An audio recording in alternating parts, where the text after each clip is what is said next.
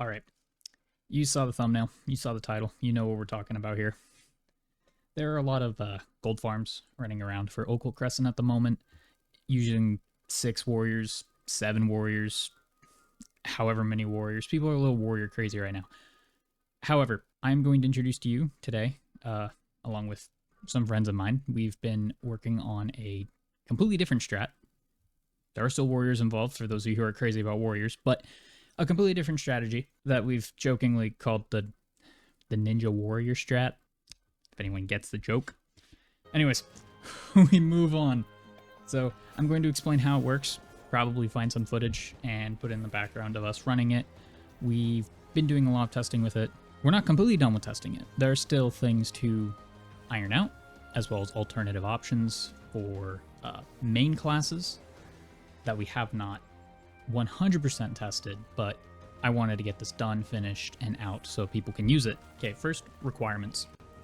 You are going to need to be level 100 on whatever jobs you bring. This is just a mandatory requirement for Occult Crescent. You will need to be knowledge rank 20. If you're not knowledge rank 20, just stick to doing critical engagements. You're going to need an ungodly amount of silver anyways. And no, we have not figured out a silver farm yet. Maybe in the future, but not right now. Just stick to that until you get to 20. In the meantime, you could probably work on leveling some jobs that you are going to need for this. You will not need any of the gear. The special attribute gear. You're not going to need any of it. It will help your cannoneers do more damage, but it's not required by any means. Tanks and your healer especially do not need any gear on them. It won't really do anything to make them more effective. So, what is the comp? You're going to have 2 warriors with Knight as their phantom job. It needs to be maxed out. You need all the skills available to you. I will explain exactly why everything does what it does after I've gone over the basics. We will get into details later in the guide. If I can figure out how YouTube chapters works, I will chapter it. You are going to need 1 off-tank. I think Gunbreaker is the best. Off-tank on Cannoneer as well. You're going to need 1 Sage with Thief as the phantom job. And it needs to be at least rank 3. None of the ranks past 3 matter on Thief, but you do need a rank 3 Thief. And you are going to need 4 ninjas with Cannoneer. These also need to be rank 3. This is because the way Cannoneer works is, even at max rank, you will only have access to 3 cannon shots. All the cannons do the exact same amount of damage, so at least in this context, there are no undead, so holy cannon doesn't matter. And rank 3 is when you will get access to your 3rd cannon option. However, being rank 5 is useful, and I would recommend having at least 1 person, at least, at rank 5 cannon for the silver cannon, but it's no big deal. You will level pretty quickly. So if you've got 5 people with level 3 cannoneer, it'll be fine. You will level quickly. People will get caught up. So how does it work? The core idea, everything is built around a 30-second rotation because of the cooldown of the cannons, as well as the ninjas, and their specific reason for being here, Dokumori. This is a conal debuff that is the exact same debuff that the Thief Phantom job has with Steel, except, like I said, it's a cone. So we can hit the entire pack at once, but you need 4 ninjas to properly cycle Dokumori so that you have it for every single ad pull. This is why we're going to get a lot more gold than the 6 warrior strats running around, and it's going to be perfectly safe and easy to run. You just get more out of it. So there's no reason not to, unless you can't find ninjas. Here's how we're going to do it. You're going to grab your Monk and Knight buff when you load in. This is optional. You can also grab the Bard buff if you wish, if anyone's leveling Phantom jobs for the extra XP. You don't technically need it, but it does help. I recommend grabbing it, and if you want to come back to town, dump your gold and refresh buffs every 30 minutes, go for it. If you want to stay put after the buff drops off, then roll with that too. It's fine either way. You're going to go down to the southwest corner of the map, which you can actually see the structure behind me. There are going to be each ring of this little, I don't know, is it a pyramid? I don't think it's called a pyramid. I don't know what you'd call it. I don't know. It's a circle temple thing. It's got rings. What we care about is the 27th floor with the satanas and the golems. I don't remember if they're called golems, but we're going to call them golems, the green things, which is what people are usually using for group gold farms at the moment. But you can actually go up to the top ring above it, the 28 ring, which has these fire lava sword dudes and little fire wyvern dragon snake things. Both of these are adequate. I'll get into that later when I start showing off numbers. Fuck it, I'll show off numbers now, actually. Comparing, right? I gotta rope you in so you watch the rest of it. So comparing to what I've seen with the other warrior strats, which I think is around like, I think the highest I've seen is 6k, 5 or 6k. On the 27th floor, the best gold per hour we've managed to pull is about 9,000 per hour. On the 28th floor, the best one we managed to track and record is about 9.6 thousand per hour. This does have a lot of room for human error. We were not running it perfect, we had a couple deaths, but all in all, we're pushing almost 10k, getting very close to doubling the rates before because of all the Dokumori changed. So the order of operations is pretty simple. Like I said, grab your buffs, go to the location. You're going to want to put markers, personal markers on your main tanks. Give them each a marker, a 1 and a 2. We use the chain marker, you'll see it in the footage.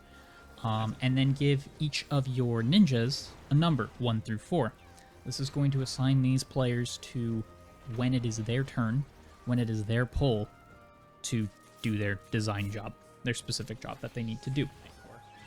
The simplest way to put it, your main tank is going to pull, off tank is going to support the main tank with extra mitigations, Sage is going to spam crit shields on the main tank, and once adds are grouped up, the assigned ninja, whose turn it is, will use Doku to increase the gold drops, and then all the cannoneers are going to fire off, blow up the pack. Then the next chain in the cycle goes, and you keep going around in a circle. Now let's go into a couple fine details, a little nitpicky things for each of the roles. Specifically, if you want to replicate this and show people and teach people how to run it as well. Alright, let's start with the ninjas. They are the easiest role to play, by far. Not that I think any of them are particularly difficult, but ninjas are extremely straightforward. I already mentioned you are going to get an assigned number. Mine's at 12. The reason for the markers above the heads is just so nobody forgets whose turn it is to do Dokumori. On your specific pull, so for example, if it is pull 1, then Ninja 1 is responsible. If it's pull 2, Ninja 2 will do it, so on and so forth. Prioritize using your Dokumori after the main tank has gathered all the pack into a tight group. So, wait for the tank to stop, let all the enemies cluster around, hit your Dokumori. Meanwhile, all the other ninjas who are not responsible for Doku can just focus on shooting their cannons. Then obviously, when it's the next ninja's turn, you'll focus on cannons, that guy will do Dokumori, and by the time we come back around to it being your turn in the cycle again, Dokumori will be up. Now for some specifics on using the cannons themselves, because there is a couple of things you do need to know. This also goes, anything covering cannons is going to go for the off tank as well. Same rules apply. Rule number 1, do not use Phantom Cannon until it's the last shot you have available. The reason for this is Phantom Cannon has a small, I think it's 10% at max rank, chance to insta-kill anything it hits, which means if you fire off your cannon before Dokumori goes off, you could kill something before you get the extra gold debuff. And yes, it is safe to fire your cannons before Doku goes off. I just don't think there's a reason to wait. Nothing is going to die in one shot from 5 cannoneers. Maybe if everyone's geared. And if you really are running into that situation where they're dying in one cannon shot, just have a couple cannoneers swap off cannon. But I don't think it'll ever happen. We haven't run full gear with like +2, obviously, but I doubt it'll get to that point. As for your other 2 shots, I recommend you have 2 of your ninjas prioritize shooting the silver shot first. This is because silver shot will put a mitigation down by debuffing the target's attack, as well as make them take more damage. The other 2 ninjas should prioritize the dark shot, because it's going to inflict blind, which can affect these mobs and gives them a chance to miss when attacking the main tank. Both of these will just help survivability a little bit. The reason why it's paired off 2 and 2 is that way no matter whose turn it is in the cycle, you will always have one of each going off on the first shot to get those debuffs down as soon as you can. Only other thing to keep in mind is when you're targeting, try to aim for the smallest adds. So the Satanas on floor 27, and because they're really small, they move very quickly, they have a very small hitbox, so they tend to clump around the tank easier, making them in the middle of the pack more so, and the cannons are going to do AoEs around wherever the target you're aiming at is. Whereas if you hit the golems, they're big, they're fat, they end up on the outside of the ring, so whatever on the opposite side of the ring might not actually get clipped by cannon shots, you'll have stragglers, it can cause a mess. For the 28 floors, I'm pretty sure the guys with the flaming swords are the best ones to target, as opposed to the wyverns. Reason for that is I think they have a skinnier hitbox. They look big, they're tall, but they've got a skinny hitbox. And they also dash to the tank. It's like the first thing they do is they just dash right on top of the tank, so they tend to clump pretty well as well. The wyverns kind of hover around and have a pretty long attack range. Alright, there must be a critical engagement going on or something because people are running by. Anyways, we're going to move on to the tanks now. Again, each warrior will be given a separate number marker than the ninjas. That way, because obviously you can't use the same markers multiple times.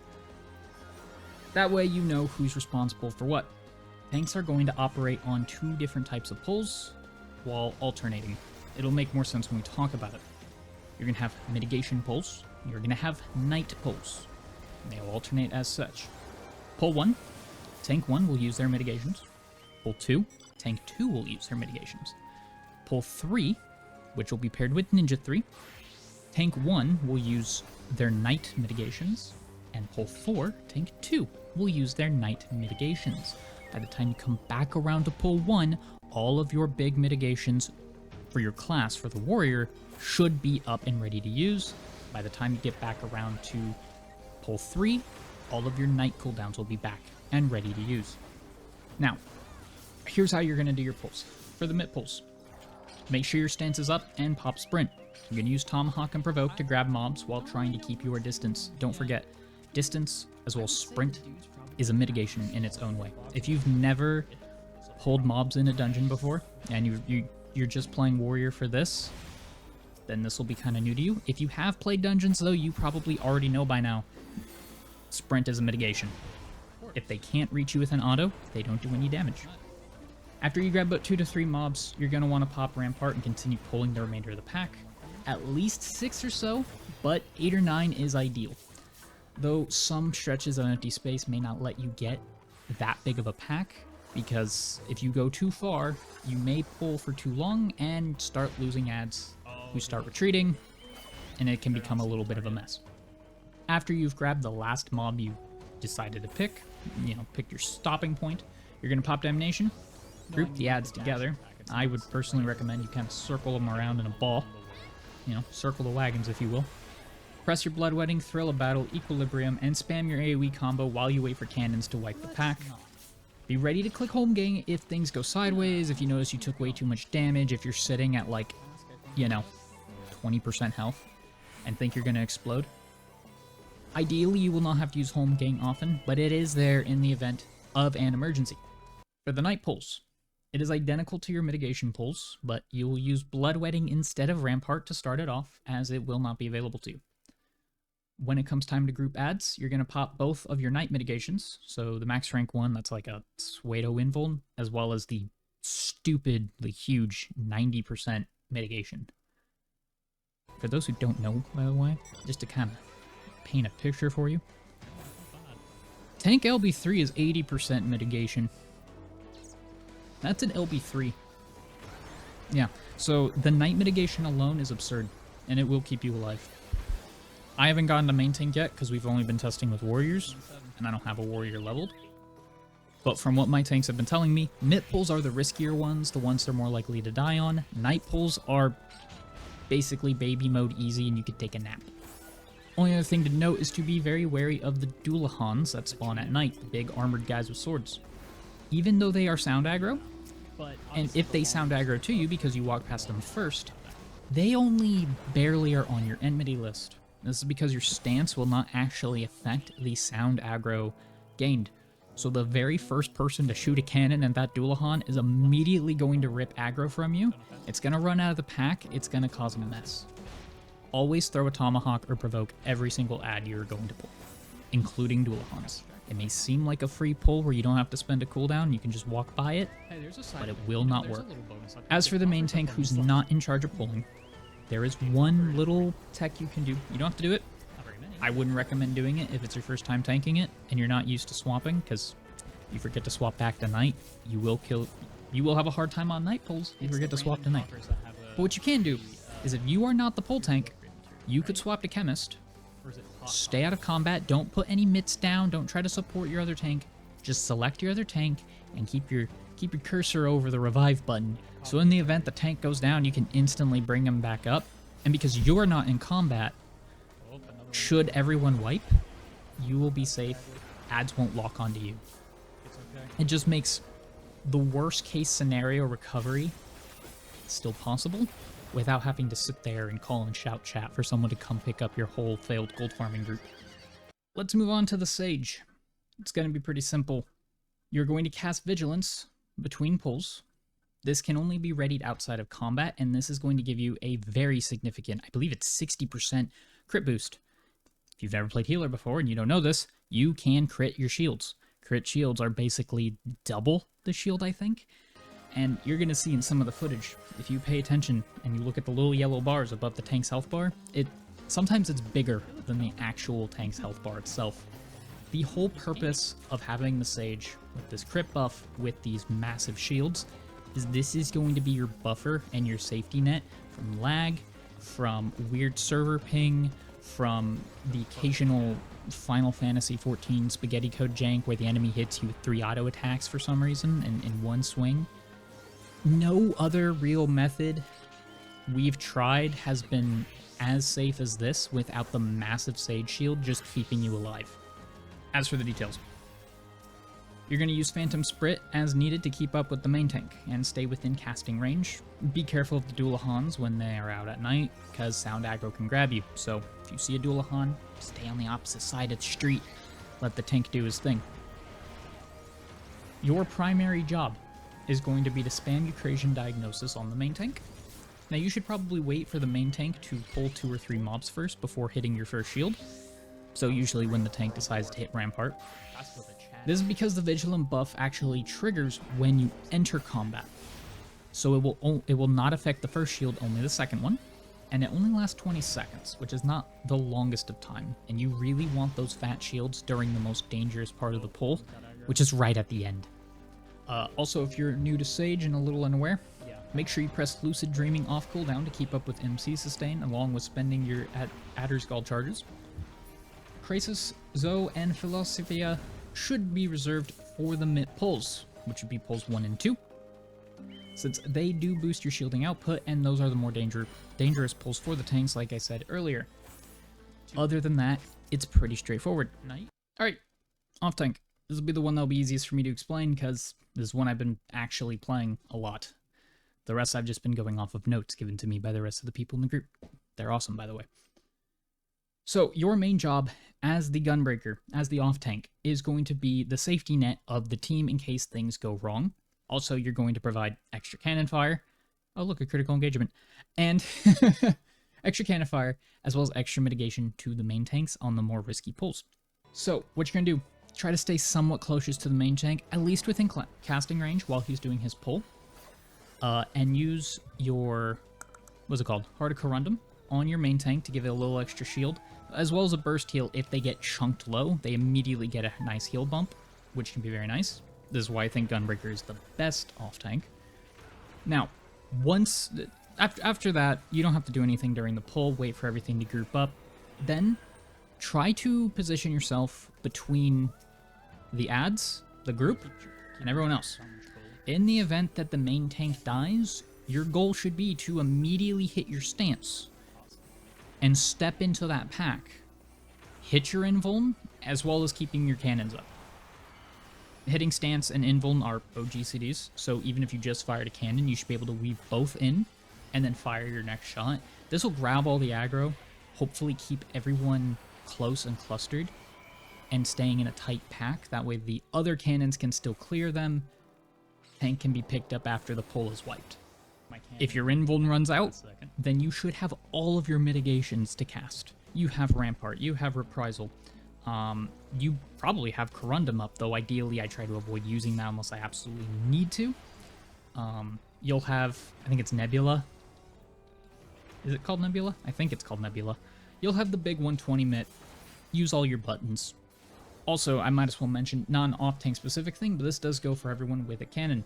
If the main tank dies, his corpse is now considered a stack marker. Everybody should go stand on him and just keep ripping off their cannon fires. If you panic and run, Ads are going to split, run everywhere. Nobody's going to be able to kill a group of ads. You might pick off a couple of them. Worst case scenario, everyone happened to target a different Satana and nothing dies. And it's a full reset. And it gets messy. Just everyone go stand on the tank, clear it quickly, recover, keep going. Also, in the event things go sloppy, do not break the chain. Don't change anything. Just stay. So if you were on rotation 3 and just shit went south, and your tank died, it is what it is. The other warrior, which I guess in this case would be warrior 2. Yeah, warrior 2, stay out of it. Don't pop mitts, don't try to put stance, don't try to salvage the situation. That is what the Gunbreaker is for. That's what your off tank is for. His job is to go in and grab everything and spend all of his mitigations to salvage the run. I realized I forgot to turn off my UI. Oh well. Where was I?